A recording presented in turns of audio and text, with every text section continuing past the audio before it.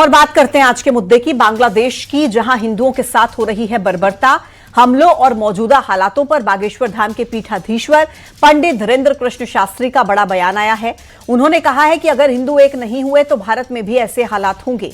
कहा कि सनातन की रक्षा के लिए संगठित होना अनिवार्य है। हाल ही में कांग्रेस के नेता दिग्विजय सिंह ने कहा था कि भारत में अल्पसंख्यकों के साथ जो हो रहा है ये उसी का रिएक्शन है। क्यों आखिर दिग्विजय सिंह ने यह कहा और आखिर ऐसा कहकर दिग्विजय सिंह बताना क्या चाह रहे हैं? क्योंकि बांग्लादेश में हिंदुओं पर हो रहे अत्याचारों पर कांग्रेस नेता पीसी शर्मा ने भी कहा कि अगर इंदिरा गांधी होती तो अब तक एक्शन ले लिया जाता। उन्होंने यह भी कहा कि यहां प्रोटेस्ट करने से कुछ नहीं होगा, भारत सरकार को एक्शन लेना चाहिए। बीजेपी के सांसद आलोक शर्मा ने कहा कि बांग्लादेश में घटनाओं को गंभीरता से लेना चाहिए और कूटनीति से हिंदुओं को भारत लाया जाना चाहिए।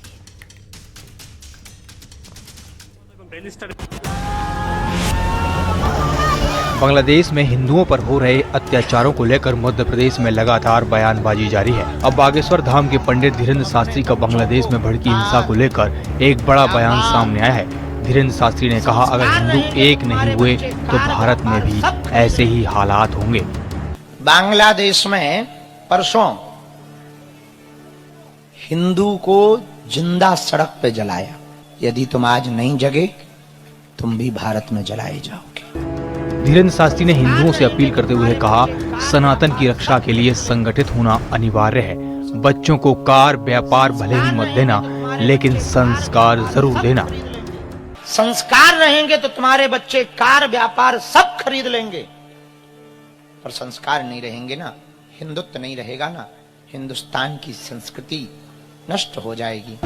बांग्लादेश में हिंदुओं पर हो रहे अत्याचार को लेकर सियासत भी जारी है। सांसद आलोक शर्मा ने कहा, बांग्लादेश की घटनाओं को गंभीरता से लेना चाहिए, कूटनीति से हिंदुओं को भारत लाना चाहिए। उधर कांग्रेस का कहना है कि देश में प्रोटेस्ट करने से कुछ नहीं होगा, हिंदुस्तान की सरकार को एक्शन लेना चाहिए। इंदिरा गांधी होती तो अब तक एक्शन ले लिया होता। किसी भी हिंदू के साथ भविष्य के अंदर इस प्रकार की दुर्घटना न हो। मैं एक जनप्रतिनिधि के नाते, भोपाल के सांसद के नाते मैं ये मांग भी करता हूँ। इंदिरा गांधी होती तो मैं समझता हूँ कि अभी तक बदला इसका ले लिया जाता। उन्होंने इसी तरह की चीजें हुई थी। पाकिस्तान जो है बांग्लादेशियों पे उस समय प्रताड़ित कर रहा था, तो उन्होंने पाकिस्तान के दो टुकड़े कर दिए थे। बांग्लादेश में दिन प्रतिदिन हालात खराब होते जा रहे हैं। हिंसा में हिंदुओं को टारगेट किया जा रहा है। अब देखना होगा बांग्लादेश में हिंदुओं पर हो रहे अत्याचारों को लेकर भारत सरकार का क्या रुख रहता है। तो बांग्लादेश में जारी हिंसा को लेकर बाबा बागेश्वर ने ये क्यों कहा कि जो हालात आज वहां पर हैं वही हालात एक दिन भारत में भी होंगे, यहां पर भी हिंदुओं को जलाया जाएगा अगर हिंदू एक नहीं हुआ। आखिर बाबा बागेश्वर का ये बयान किस तरफ इशारा कर रहा है? क्या जो पड़ोसी देशों में हो रहा है भारत भी उसकी चपेट में आ सकता है? क्योंकि कुछ दिन पहले नेपाल में भी यही हुआ था। श्रीलंका, पाकिस्तान और अब बांग्लादेश, आखिर ये हालात कैसे बदल रहे हैं? क्या इसका असर भारत पर भी पड़ सकता है? आज इसी पर हम महाडिबेट में चर्चा करेंगे, लेकिन पहले नजर आज के सवालों पर। सवाल नंबर 1, बांग्लादेश में आखिर हिंदू टारगेट पर क्यों है? सवाल नंबर 2, बाबा का बयान आखिर किस तरफ इशारा कर रहा है? सवाल नंबर 3, दिग्विजय को क्यों लगा एक्शन का रिएक्शन? इसी पर करते हैं चर्चा। खास मेहमानों का पैनल मेरे साथ चर्चा में शामिल है। केजी पाठक जी, नेता भारतीय जनता पार्टी के, जुड़ गए हैं। कांग्रेस के नेता संदीप त्रिपाठी जी कनेक्ट हैं। हर्षा रिछारिया जी, सनातनी प्रचारक, हमारे साथ जुड़ गई हैं। इमरान खोकर जी, मुस्लिम स्कॉलर, हमारे साथ कनेक्ट हैं।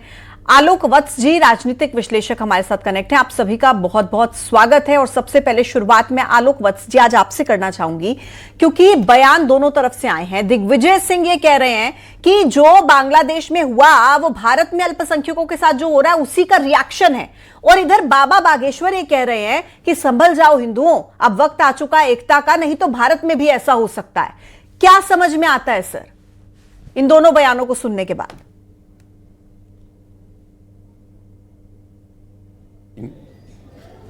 वो पूरी तरीके से राजनीति में अप्रासंगिक हो चुके हैं। समय समय पर सुर्खियों में बने रहने के लिए वो कुछ इसी तरीके का उल्टा पुल्टा बयान दे देते हैं ताकि आप लोग उनको चैनल पे चला दीजिए और लोगों को पता रहे कि अभी इनका राजनीतिक पतन या मौत राजनीतिक नहीं हुआ है। उससे ज़्यादा इनका कोई भारत के जनता में उससे ज़्यादा इनका कोई स्वरूप नहीं बनता है आज की डेट में। और जो उन्होंने कहा कि यहाँ के लोगों की अल्पसंख्यकों के साथ जिस तरीके का व्यवहार हो रहा है उसका रिएक्शन है वो बांग्लादेश में, तो ये बात पूरी तरीके से झूठी है, असत्य है जी। राष्ट्रद्रोही बयान है। ठीक है, आप देखिए आजादी के वक्त इनकी परसेंटेज कितनी थी, ये 9% थे, आज ये 14.5% पर आ चुके हैं। कोई आदमी अगर प्रताड़ित होगा, मार दिया जाएगा, उसका जबरन ये धर्मांतरण कर दिया जाएगा, तो क्या उसके पॉपुलेशन में इतनी ज्यादा वृद्धि हो जाएगी? ठीक सर। आपसे पूछना चाहता हूं, अपने साथियों से भी, कि पाकिस्तान में जिस समय पाकिस्तान आजाद हुआ था एक तरीके से, वहां पर हिंदू कितने थे, आज कितने परसेंट पे हैं? बांग्लादेश में कितने थे, आज कितने परसेंट पे हैं? जिस बांग्लादेश को इंदिरा गांधी ने पैदा किया वो उसका नहीं। सर रोक रही हूं आपको, एक बड़ी खबर आ रही है। बांग्लादेश की राजधानी ढाका में धमाके की खबर है, ये बड़ी अपडेट है। बांग्लादेश की राजधानी ढाका में खबर है धमाके की, और वो भी माघ बाजार में। बीएनपी अध्यक्ष की वापसी से पहले ये बड़ी घटना है और एक व्यक्ति की मौत हो गई है, ऐसी भी जानकारी सामने आ रही है। तो ढाका में हमला हुआ है ऐसी जानकारी मिल रही है, ये बड़ी खबर आपको दे रहे हैं। माघ बाजार में हमले की खबर है राजधानी में, जिसमें यह भी बताया जा रहा है कि एक व्यक्ति की जान चली गई है। तारिक रहमान के ढाका पहुंचने से पहले यह धमाका। तो आइए वापस से चर्चा करते हैं, और कांग्रेस के नेता संदीप त्रिपाठी जी हमारे साथ कनेक्ट हैं।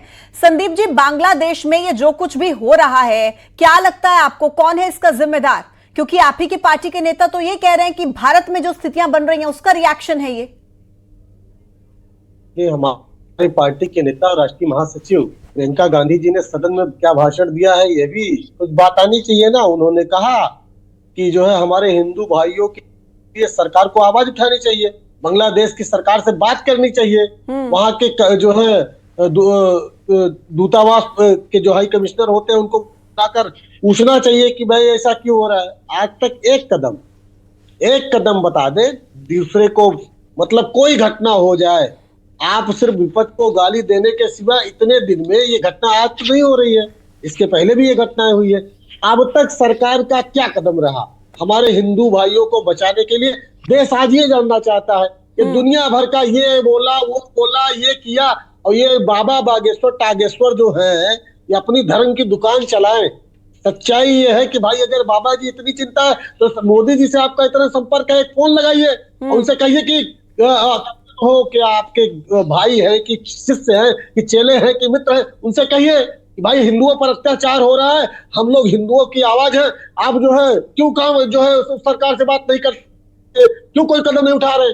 भाई आपने आज देखिए पूरे देश ने मीडिया ने दिखाया कि किस तरीके से पश्चिम बंगाल से हिंदू पलायन करके भाग रहा है। जो बांग्लादेश से हिंदू आया था, जब आपने SIR किया तो वहां भाग रहा है, तब तो छाती पीट रहे थे आप, तब तो बता रहे थे कि वाह वाह ही SIR हो रहा है, बांग्लादेशी भाग रहे हैं। भाई उसमें 90% भागने वाले हिंदू थे। संदीप जी ये बताइए कि क्योंकि बाबा बागेश्वर ये कह रहे हैं कि भारत में भी ऐसे हालात हो सकते हैं, तो क्या भारत में हिंदुओं को डरने की जरूरत आपको लगती है कि है, और क्या आप समय आ गया कि हिंदुओं को एकजुट होना चाहिए, और हिंदुओं के साथ जो बांग्लादेश में हो रहा है वो हो क्यों रहा है? मैं इस पर भी आपकी एक प्रतिक्रिया चाहती हूँ। देखिए पूजा जी, हिंदुओं को ही एक होने की जरूरत नहीं है, पूरे भारतीयों को एक होने की जरूरत है। जब पूरा भारत एक होगा तो बांग्लादेश आप समझिए, भारत एक था ना, पाकिस्तान के 2 टुकड़े कर दिए इंदिरा जी ने। आप अलग अलग यहाँ पर रहेगा और आप बांग्लादेश छोड़िए, आप नेपाल आपको डपट के मार रहा है, श्रीलंका जैसे देश आज दिखा रहा है।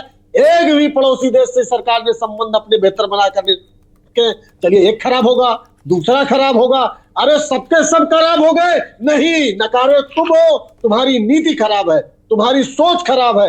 तुम्हारी नीयत खराब है, इसी वजह से सारे पड़ोसी देशों से आज संबंध हमारे खराब है। पहली चीज। दूसरी चीज, बाबा बागेश्वर जी ने अब तक के जीवन में मुझे पर्सनली एक चीज अच्छी लगी, उन्होंने अरावली की पहाड़ियों के संदर्भ में कम से कम बात की। ठीक। अन्यथा वो आदमी सिर्फ और सिर्फ डराकर अपनी दुकान चला रहा है और अपनी रोजी रोटी चला रहा है, उसको आता जाता कुछ नहीं, अब्बा डब्बा। ठीक है, मतलब आपको लग रहा है कि अगर हिंदुओं की एकजुट होने की बात कही जा रही है तो रोजी रोटी चलाने का काम, धर्म की दुकान चलाने का काम कर रहे हैं। पूजा जी, उनकी बहन की शादी में पैसा देने वाला एक मुस्लिम भाई, वो खुद बताते हैं। तो आप उसकी एकता की बात क्यों नहीं करते हो? आप भारत की एकता की बात क्यों नहीं करते हो? ठीक है, केजी पाठक जी जवाब देंगे। केजी पाठक जी बताइए, कांग्रेस पार्टी ये कह रही है कि आप लोगों के पास कोई नीति होनी चाहिए ना, सिर्फ डायलॉग बाजी करने से क्या होगा, हिंदू एकजुट हो जाओ ये कहने से क्या होगा? प्रताड़ना से बचाने के लिए और जितने हमारे पड़ोसी देश हैं, चाहे बांग्लादेश हो या अफगानिस्तान हो, वहां पर हिंदुओं के साथ जो बर्ताव हो रहा है, उसी के लिए तो भारतीय जनता पार्टी की मोदी सरकार ने सीएए लेकर आई थी और इसी कांग्रेस ने और दूसरे विपक्षी दलों ने उसका कितना विरोध किया था। हमने तो वो सारी भूमिकाएं बनाई हैं। जहां तक बाबा बागेश्वर धाम का सवाल है, वो एक आध्यात्मिक व्यक्ति हैं, संत समाज से आते हैं, और अगर देश और उसके आसपास कुछ इस तरह की घटनाएं घटित बीच में नहीं, होती संदीप जी तो बीच में नहीं, आपके बारे में बोलिएगा। वो बता रहे हैं। हाँ। वो बता रहे हैं हमने पूछा, मैंने पूछा पाकिस्तान का बंटवारा हुआ और बांग्लादेश नया देश बना। जब बांग्लादेश में 23% आबादी हिंदुओं की हुआ करती थी, आज कितनी बची है? सिर्फ 7%। 1947 में जब भारत का बंटवारा हुआ, पाकिस्तान मुस्लिम राष्ट्र के रूप में दुनिया के सामने आया, तब हिंदुओं की आबादी वहां कितनी थी? 20 से 23%। कहाँ गए वहां के हिंदू? या तो मार दिए गए, या उनका उत्पीड़न हुआ, या उनका बलात् धर्मांतरण कर दिया गया। बांग्लादेश के तो उदय के मूल में ही भारत है। बांग्लादेशियों का सहारा भारत बना था जब बांग्लादेश दूसरा राष्ट्र बना। आज उसी बांग्लादेश में हिंदू और हिंदुस्तान के साथ दुश्मनों जैसा व्यवहार किया जा रहा है। हिंदुओं की दुकानों में आग लगाई जा रही है, हिंदुओं को जलाया जा रहा है, उनको आप लोगों के पास कोई नीति नहीं है। ये आरोप लग रहे हैं केजी पाठक जी कि आप लोग बोल तो रहे हैं, लेकिन क्या नीति है उनकी सुरक्षा की? आप लोग हिंदुओं की बात करते हैं ना, तो आज जब वहां पर हिंदू परिवार, हाँ बोलिए। देखिए, बांग्लादेश भारत का हिस्सा नहीं है, भारत का कोई राज्य नहीं है, वह एक अलग राष्ट्र है। और ऐसे ही हिंदुओं को बचाने के लिए मोदी सरकार ने यह कानून लाया है कि सीएए। इसी कांग्रेस पार्टी ने और देश के विरोधी दल के दूसरे नेताओं ने और विरोधी दलों ने उस कानून का कितना विरोध किया है, आपको सब ज्ञात है और ज्ञान में है। मैं तो कांग्रेस पार्टी से इतना पूछना चाहता हूं कि यह विषय सिर्फ राजनीतिक विषय नहीं है, हिंदुओं की एकता का विषय है। आज भारत में जो परिस्थितियां हैं, भारत में तो मुस्लिमों की आबादी निर्बाध रूप से बढ़ रही है। संदीप जी, भारत ये हंसने का विषय नहीं है। आयुष्मान, विरोध तो आप लोगों ने किया ही था ना, भ्रम तो फैलाया ही था ना। सुनिए, दो बातें आप समझिए। हाँ। पूछा क्या जा रहा है, जवाब क्या आ रहा है? ये पूछा जा रहा है कि आप बांग्लादेश में जो हिंदू भाइयों के साथ अत्याचार हो रहा है, तो सरकार से आप क्यों डर रहे हैं भाई? आप इतना बड़ा देश हो, मतलब विश्व की नंबर 1 की जनसंख्या आपकी अर्थव्यवस्था तीसरे नंबर की, एक एक करके लाया गया। दुनिया भर के जो हिंदू मुस्लिम राष्ट्रों में प्रताड़ित हो रहे हैं, पीड़ाओं को झेल रहे हैं, अत्याचारों को सहन कर रहे हैं, उनको बचाने के लिए जब सीएए जैसा कानून लाया गया, तो संदीप त्रिपाठी जी और उनके साथियों ने और उनकी पार्टी ने उस कानून का विरोध क्यों किया? यह जवाब तो उनको देश को देना पड़ेगा। आप दोनों से रिक्वेस्ट है, एक तो अपनी अपनी बारी में बोलिए। आप दोनों से रिक्वेस्ट है, मेरे दो और मेहमान इंतजार कर रहे हैं। मैं आती हूँ दोनों के पास आती हूँ वापस। मैं आ रही हूँ सर, आ रही हूँ। दो मेहमान इंतजार कर रहे हैं, उनसे एक बार रिएक्शन ले लेते हैं। इमरान खोकर जी, इमरान जी मैं आती हूँ सर, आती हूँ आपके पास, थोड़ा सा सब्र कीजिए। इमरान जी बताइए कि बांग्लादेश में अल्पसंख्यक हिंदुओं के साथ ये जो कुछ हो रहा है, इसका विरोध तो मुझे लगता है आप लोग भी खुलकर करेंगे एक भारतीय होने के नाते। पूजा जी, सबसे पहले तो मेरे तमाम फेलो पैनलिस्ट को आदाब अर्ज है। अब मैं पिछले 2 दिन से इस तरह की डिबेट्स में बैठ रहा हूं और पिछले 2 दिन से मैं एक ही बात कह रहा हूं कि बांग्लादेश में जो धार्मिक अल्पसंख्यकों के साथ प्रताड़ना हो रही है, हिंसा हो रही है, उसकी हम कड़े शब्दों में निंदा करते हैं। न सिर्फ मैं, मेरा पूरा समाज, देश का हर एक मुसलमान उन धार्मिक अल्पसंख्यकों की जो हिंसा है उसके खिलाफ अपनी बात रख रहा है। उसका एक रीजन है मैडम, होता क्या है कि मैडम, जब एक कट्टर धर्मांधता से परिपूर्ण व्यक्ति जब देश में किसी भी देश के सर्वोच्च पद पर जाकर बैठता है, तो वह बहुसंख्यकवाद की राजनीति का उदय वहां से शुरू होता है।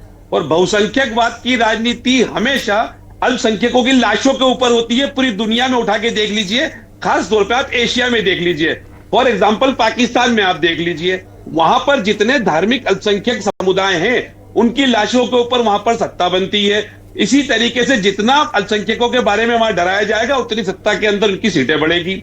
इसी तरीके से अफगानिस्तान में देख लीजिए, इसी तरीके से हिंदुस्तान में देख लीजिए, इसी तरीके से श्रीलंका में देख लीजिए, बर्मा में देख लीजिए, बांग्लादेश में देख लीजिए, जहां पर भी आप देखेंगी, जब तक अल्पसंख्यक का डर नहीं दिखाया जाएगा, बहुसंख्यक वोट एकजुट नहीं होगा और वो किसी एक पार्टी को नहीं देगा, फिर वो बहुसंख्यकवाद की राजनीति उस देश के पतन की ओर जाती है, जैसा आज हम बांग्लादेश के लिए देख रहे हैं और अफगानिस्तान के लिए। सवाल का जवाब दीजिए। एक छोटा सा मेरा सवाल है आपसे। कांग्रेस पार्टी के नेता हैं दिग्विजय सिंह, उन्होंने कहा कि बांग्लादेश में जो हो रहा है वो भारत में जो अल्पसंख्यकों के साथ हो रहा है उसका एक्शन का रिएक्शन है। आप भी ये बात कहेंगे? मतलब मैं जानना चाहती हूँ कि भारत में अल्पसंख्यकों के साथ ऐसा क्या हो रहा है। वहां पर तो हिंदू डर के साए में जीने को मजबूर है। अगली सुबह देखेंगे नहीं देखेंगे, उन्हें कुछ नहीं पता। बहन बेटियां घर से बाहर निकल नहीं सकती हैं, घर में आग लगा दी जा रही है। और भारत में क्या स्थिति है? आप भारत की स्थिति से कंपेयर करेंगे क्या इससे? दिग्विजय सिंह जी एक राजनीतिक व्यक्ति है और वो अपने राजनीतिक बयान देते रहे, लेकिन आपकी दूसरे वाले सवाल का मैं जवाब देता हूं कि भारत के मुसलमानों के अल्पसंख्यकों के साथ क्या हो रहा है। भारत के अल्पसंख्यकों के साथ यह होता है कि चलती ट्रेन के अंदर एक व्यक्ति, धर्मांधता से परिपूर्ण व्यक्ति, 3 मुसलमानों को गोली मार देता है, दाढ़ी टोपी देखकर खींचा जाता है। पिछले 10 सालों के अंदर तकरीबन 700-800 मॉब लिंचिंग हो चुकी है। रेहड़ी वाले, पटरी वाले, फेरी वालों को गांवों के अंदर नहीं जाने दिया जाता है, उनके आर्थिक बहिष्कार होते हैं। उनके भारतीय मुसलमानों को किसी भी अच्छी जगह पर सोसाइटी के अंदर फ्लैट, चाहे वो कितना भी बड़ा व्यक्ति हो, उसको नहीं मिलता है। भारतीय मुसलमानों के घरों पे बुलडोजर चलेगा। अपराध सब करते हैं, लेकिन अगर मुसलमान ने अपराध किया है तो उसका घर हर हाल में टूटेगा। अगर अपराध सभी लोग करते हैं लेकिन मुसलमान ने अपराध किया है तो उसका जुलूस निकलेगा। कुल मिला के मैडम क्या है, अपराधियों के साथ कैसी आप लोगों की, मुझे लगता है कोई संवेदना होनी नहीं चाहिए। मैं तो इसको हिंदू मुसलमान के एंगल से देखना ही नहीं चाहूंगी। कोई संवेदना आपकी भी नहीं होनी चाहिए। मैं यही तो कहना चाह रहा था कि अपराधी को अपराधी के नजरिए से देखना चाहिए, पीड़ित को पीड़ित के नजर से देखना चाहिए। इसके अंदर धर्म नहीं आना चाहिए। हर्षा रिछारिया जी सनातनी प्रचारक हैं। हर्षा जी, बाबा बागेश्वर कह रहे हैं कि हिंदुओं के एकजुट होने का समय आ गया, एकजुट हो जाओ, वरना चेतावनी ये कि भारत में भी ऐसा हो सकता है। आप लोगों को ऐसा डर क्यों है? बहुसंख्यक हिंदू होने के बावजूद, मेजॉरिटी में होने के बावजूद ये डर क्यों है? देखिए, पहली चीज, ये बात अभी से नहीं उठ रही है, ये बात बहुत टाइम से उठ रही है कि हिंदुओं को एक होना होगा। क्योंकि कहीं ना कहीं आज हिंदुओं पे जो अत्याचार हो रहे हैं, जो चीजें भी हो रही हैं, वो सब इसलिए हो रही है क्योंकि हिंदू जाति पाति में अभी भी कहीं ना कहीं बटा हुआ है। अब बांग्लादेश की जब हम बात करें, बांग्लादेश में जैसे इमरान जी ने एक बहुत अच्छी बात अभी बोली है कि बांग्लादेश में जहां भी अल्पसंख्यक होंगे उन पे ये चीजें बहुत ज्यादा हो रही हैं। बांग्लादेश में हिंदुओं का जो हाल है, जिस तरह की प्रताड़ना दी जा रही है, जिस तरह के बलात्कार हो रहे हैं, मर्डर्स हो रहे हैं, सारी चीजें, जिंदा जला रहे, सारी चीजें, तो वो ऐसा है कि हम सोच के भी कांप जाए कि कैसे ऐसा हो सकता है, किसी इंसान के साथ कोई कैसे ऐसा कर सकता है। लेकिन जब बात हम भारत की करते हैं तो भाई भारत में तो ऐसा कुछ भी नहीं हो रहा है। भारत में किसके साथ हुआ कि किसी को जिंदा जला दिया है धर्म पूछ के? उसके साथ ये बताइए कि जो अभी इमरान जी ने एक बात बोली है, आती हूँ मैं आपके पास, आती हूँ, बोलने दीजिए उन्हें। हाँ, इमरान जी ने अभी एक बात बोली है कि यहाँ पे धर्म पूछ के फ्लैट नहीं देते हैं, उनसे घर खाली करवा देते हैं, जॉब पे नहीं लेते हैं या गांव में एंट्री नहीं देते हैं। वो किस वजह से हो रहा है? वो उन्हीं जो वो लोग हैं उन्हीं के व्यवहार की वजह से हो रहा है ना। अभी रिसेंट का कार बॉम्ब ब्लास्ट देख लीजिए, उससे पहले का आई लव मोहम्मद के नाम पे जो पूरा बखेड़ा खड़ा किया गया है बिना मतलब का, जिसका कोई सरपैर ही नहीं था, उसके नाम पे इतना दंगा किया गया। उसके पहले आप चाहे क्या बोलते हैं, गणेश विसर्जन के टाइम देखिए, गणेश उत्सव के टाइम देखिए, नवरात्रि के टाइम देखिए, कहाँ कुछ नहीं होता है। आज दूसरे धर्मों के अंदर, हिंदू धर्म के अंदर वो डर बिठा दिया गया कि भैया इनको घर देंगे तो ऐसा तो नहीं कि घर में पत्थर भर लेंगे, ऐसा तो नहीं कि हमले होने लगेंगे। तभी लोगों ने घर देने बंद किए, तभी लोगों ने अपने एरिया में उनको मकान दुकान देना बंद किया। वो डर बिठाया गया है ना। ठीक है। आलोक वत्स जी बताइए कि क्या सरकार कुछ कर सकती है इस पूरे मामले में, आपको क्या लगता है? क्योंकि विपक्ष तो यही कह रहा है ना कि हिंदुओं की बात आप लोग करते हैं, तो हिंदुओं की सुरक्षा के लिए आप कर क्या रहे हैं? क्या कोई नीति सरकार की तरफ से हो सकती है इसमें? देखिए पूजा जी, अभी कुछ दिन पहले हमने अभी कांग्रेस के प्रवक्ता को सुन रहा था, ये कह रहे थे ये सारा कुछ भारतीय जनता पार्टी के आने के बाद से ही शुरू हुआ है। मैं इनसे पूछना चाहता हूं, पाकिस्तान से दो लड़ाई कांग्रेस ने लड़ी थी या भारतीय जनता पार्टी ने लड़ी थी? और दूसरी चीज, जब हमने ऑपरेशन सिंदूर किया था तो पूरी विश्व की ताकतें चाहती थी कि यह युद्ध लंबा चले, लेकिन मोदी जी के सूझबूझ ने सटीक निशानों पर हमला करके ध्वस्त करते हुए 24 घंटे के अंदर उसको सीज फायर कर दिया, लड़ाई रोक दी। आ रही हूं संदीप जी। चूंकि अगर आप लड़ाई में जाते हैं, भारत अभी वर्ल्ड का फास्टेस्ट ग्रोइंग इकोनॉमी है, इसके बढ़ते हुए रफ्तार को, इसके बढ़ते हुए कदम को देखकर बहुत से मुल्कों के दिल पे सांप लौट रहा है। वो चाहते हैं कि हम किस तरीके से इनके पैरों पर वार करें ताकि ये कमजोर हो जाए। अगर हम लड़ाई लंबी लड़ते तो हमारा आर्थिक धन जो देश की प्रगति में लग रहा है वो लड़ाई की तरफ मुड़ जाता। ठीक। और आज भी वो लोग वही चाहते हैं बांग्लादेश में। ठीक है। संदीप जी कुछ जवाब देना चाह रहे हैं, संदीप त्रिपाठी जी।